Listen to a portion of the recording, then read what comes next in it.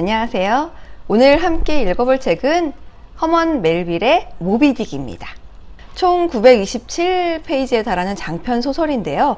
문장 자체도 길고 단어들도 어려울 뿐더러 이해 안 되는 부분들도 많아 몇 번을 다시 읽었는지 모르겠습니다.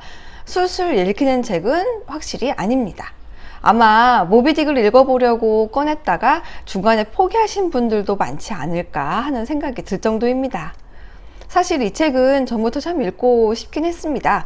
여러 출판사별 세계 문학 전집에 항상 포함된 책이기도 하고 어렸을 때 어렴풋이 읽었던 기억은 있는데 도무지 내용이 하나도 기억이 안 나기도 했거든요. 그래서 이참에 완독하기로 했지요. 더욱이 이 책이 미국 학교의 필독서라고 하기도 하고 오바마 전 대통령과 스티브 잡스 그리고 밥 딜런 등 유명인이 사랑한 책이라고 알려져 있습니다. 많은 이들에게 영향을 끼친 작품임에는 틀림없어 보입니다.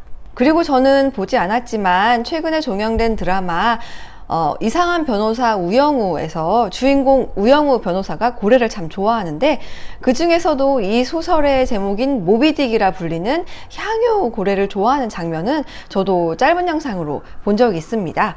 그래서 더 읽고 싶어지더라고요. 하지만 무척이나 오래 걸렸습니다. 저는 시인 황유원 님이 번역한 문학동네 출판 버전으로 읽었습니다. 그리고 자료를 찾다 보니 황유원 님이 문학동네에서 이 모비딕으로 강연을 하신 게 있더라고요. 그 내용도 함께 들려드릴게요. 일단 작가 허먼 멜빌에 대해 이야기해 보겠습니다. 미국의 무역상의 아들로 태어나 유복한 어린 시절을 보내다 13살 때 가세가 기울어 온갖 일을 하게 되었지요. 20대의 포경선을 타게 됩니다. 이후 배를 타면서 얻은 경험 등을 바탕으로 소설을 써서 꽤 유명해졌는데요. 그렇게 쓴 첫 2편이 성공해서 제법 돈을 벌었지만 이후에 발표한 작품들이 연달아 관심을 받지 못하면서 다시금 생활고에 시달렸다고 합니다. 번역한 황유원님에 따르면 모비딕을 쓸 당시 이미 결혼도 하고 아내는 임신 중이어서 성공하지 못하면 더욱 궁핍할 수밖에 없는 상황이었다고 합니다. 어떻게든 성공해서 돈을 벌어야 하는 상황이었던 것이지요. 그러나 너무 앞서갔던 것일까요? 기독교 세계관이 주류이던 당시 신성 모독이라는 비판까지 받으며 온갖 혹평에 시달려야 했고 이 책을 헌정받았던 너세니얼 호손과 그 부인 외에는 관심을 갖는 이조차 거의 없었다고 합니다. 그러다 허먼 멜빌이 죽은 후에야 여러 평론가들의 재평가에 의해서 세상의 빛을 다시 보게 됩니다. 예술가들의 작품이 그 사후에 인정받게 되는 경우가 종종 있는데요. 다시는 그의 작품을 볼 수 없다는 사실이 아쉬움으로 더해져 그전에는 보이지 않던 작품의 또 다른 의미가 보이게 되는 걸까 하는 생각도 듭니다. 물론 죽어서도 영영 빛을 보지 못하는 작가와 작품이 있으니 꼭 그렇지만은 않겠지요. 당시 미국 포경선을 공포에 떨게 하던 거대하고 사나운 모카딕이라 불리는 고래가 있었는데 1등 항해사 출신인 오웬 체이스가 쓴 포경선 SS호의 놀랍고도 비참한 침몰기라는 책을 통해 이 모카딕이 포경선을 침몰시켰다는 이야기가 세상에 알려집니다. 허먼 멜빌은 포경선을 탈 때 이 책을 읽었고 이후 지은이 오웬 체이스의 아들을 만나 그에 대한 정보도 얻어 후에 모비딕을 쓸 때 많은 영감을 얻었다고 합니다. 사실 직접 배를 타보지 않고서는 배 안에서의 선원들의 생활을 이렇게 자세하게 묘사하기는 힘들 것 같다는 생각이 들긴 했습니다. 다 경험에서 나온 것이었더라고요. 허먼 멜빌은 이 책의 주인공 이슈마엘을 통해 포경선이 나의 예일 대학이자 하버드였다 라는 말을 합니다.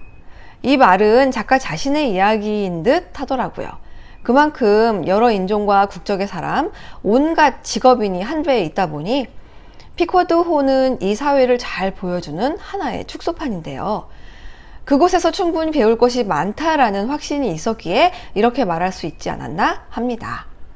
이 이야기의 큰 축은 포경선 피쿼드호의 선장인 에이헤브가 지난 항해에서 다리 한쪽을 물고 달아난 거대한 흰 고래 모비딕을 찾아 복수하기 위해 다시금 고래잡이를 나갔다가 드디어 모비딕을 발견했지만 죽이지 못하고 오히려 본인이 죽음을 당한다는 이야기입니다. 이야기에 나오는 등장인물을 통해 그리고 그들과의 관계를 통해 작은 사회를 보여주고 있으며 인간과 우주의 생리를 압축해서 잘 보여주고 있다는 느낌을 저도 받았고 그런 평가도 받았더라고요. 그렇지만 그에 비해 책이 너무 두꺼운 것은 그 이야기 중간중간 담겨져 있는 고래에 대한 지나치게 자세한 설명 때문입니다. 읽으면서 내가 지금 소설을 읽고 있는 건가 하고 이렇게 책을 몇 번 들춰봤던 기억이 납니다. 작가 허먼 멜빌은 이 같은 고래에 대한 설명을 하기 위해 도서관에서 전문 서적들을 참고하며 꽤나 정성을 다해 썼다고 합니다. 하지만 책이 1851년에 출판됐으니 당시 기록이 지금처럼 정확하지는 않았지요. 모비딕에 대한 크기 설명도 실제보다 거의 2배나 부풀려져 있다고 합니다. 하지만 이것은 모비딕의 거대함을 표현하기 위한 작가의 과장이 아니었나 하고 번역한 황유원님이 말씀하시더라고요. 어쨌든 이 책은 중간중간 고래의 사전급 설명이 들어있습니다. 이 책은 Call me Ismail 이라고 시작합니다.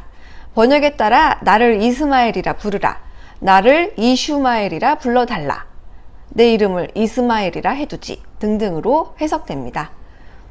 여기서 성경의 인물과 지명이 많이 등장하는데요. 이 이스마엘은 아브라함의 아들입니다. 사실 하나님이 그의 아내 사라를 통해 대를 잇겠다고 약속하셨으나 사라가 더 이상 아이를 낳을 수 없는 나이까지 되자 마음이 급해진 아브라함은 여종 하갈을 통해 이스마엘을 낳지요. 이후 사라에게서 약속대로 아들 이삭을 얻게 됩니다. 그리고 사라는 하갈을 그의 아들 이스마엘과 함께 내쫓게 되며 기독교에서 이스마엘은 정통자가 아닌 버려진 자로 대변되기도 합니다. 굉장히 상징적인 이름이지요. 주인공은 당시 기독교 중심이던 미국 사회의 다양한 종교와 미신들에 대해서도 꽤나 포용적인 태도를 보이고 있고 본인 역시도 종교적으로는 아웃사이더입니다. 그런 그가 우울증으로 자살을 하고 싶으나 총과 칼이 없어 포경선을 타기로 하지요. 그러나 아이러니하게도 피코도가 침몰하면서 거기에 탄 선장을 포함한 모든 선원들이 몰살당하는데 유일하게 주인공 이스마엘만 살아남습니다. 항해 도중 레이첼 호라는 배를 만나는데요. 그 배의 선장이 고래를 잡다가 선원 하나를 잃어버렸으니 같이 좀 찾아달라고 그 피코도 선장에게 부탁합니다. 하지만 모비딕을 찾아 복수하는 데만 혈안이 집중돼 있던 피코도 선장은 그 부탁을 거절하지요. 사실 레이첼호가 찾고 있던 선원은 그 선장의 아들이었습니다. 결국 홀로 찾기로 하고 떠나는데 재미있게도 유일하게 살아남은 이스마엘을 이 레이첼호가 발견해 구합니다. 레이첼은 히브리어로는 라헬로서 야곱의 두 번째 아내이면서 야곱이 진짜 사랑한 아내입니다. 요셉의 어머니이기도 하고요.